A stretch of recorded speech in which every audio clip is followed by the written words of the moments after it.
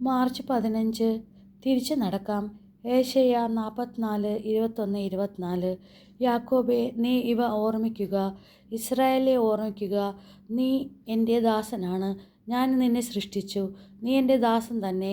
ഇസ്രായേലേ, ഞാൻ നിന്നെ വിസ്മരിക്കുകയില്ല. കാർമേഘം പോലെ നിന്റെ തിന്മകളെയും മൂടൽമഞ്ഞ് പോലെ നിന്റെ പാപങ്ങളെയും ഞാൻ തുടച്ചു നീക്കി.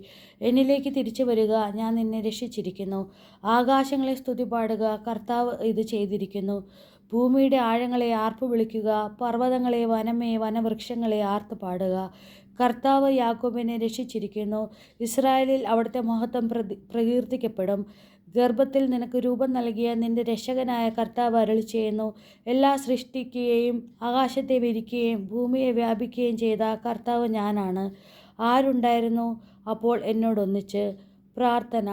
കർത്താവായ ദൈവമേ, പാപം ചെയ്ത് അങ്ങിൽ നിന്ന് അകന്നു പോകുമ്പോഴും ഞങ്ങളെ വിസ്മരിക്കുകയില്ലെന്ന് അവിടുന്ന് ഞങ്ങളെ ഓർമ്മിപ്പിക്കുന്നു. പാപി അങ്ങയെ മറന്നാലും അങ്ങേക്ക് പാപിയെ മറക്കാനാകില്ല. കാർമേഘം പോലെ ഞങ്ങളുടെ തിന്മകളെയും മൂടൽമഞ്ഞ് പോലെ ഞങ്ങളുടെ പാപങ്ങളെയും തുടച്ചു നീക്കുന്ന ദൈവമേ, ഞങ്ങൾ അങ്ങയെ സ്തുതിക്കുന്നു. പാപികളായ ഞങ്ങൾ അങ്ങയിലേക്ക് തിരിച്ചു വരാൻ അവിടുന്ന് ആഗ്രഹിക്കുന്നുവല്ലോ.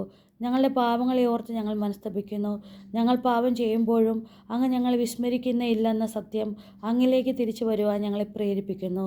സുകൃത ജപം. ദൈവമേ, ഞങ്ങൾ അങ്ങയുടെ അടുത്തേക്ക് തിരിച്ചു വരുന്നു. ദൈവമേ, ഞങ്ങൾ അങ്ങയുടെ അടുത്തേക്ക് തിരിച്ചു വരുന്നു. ദൈവമേ, ഞങ്ങൾ അങ്ങയുടെ അടുത്തേക്ക് തിരിച്ചു വരുന്നു. നമ്മുടെ കർത്താവായ മിശിഹായ്ക്ക് സ്തുതി.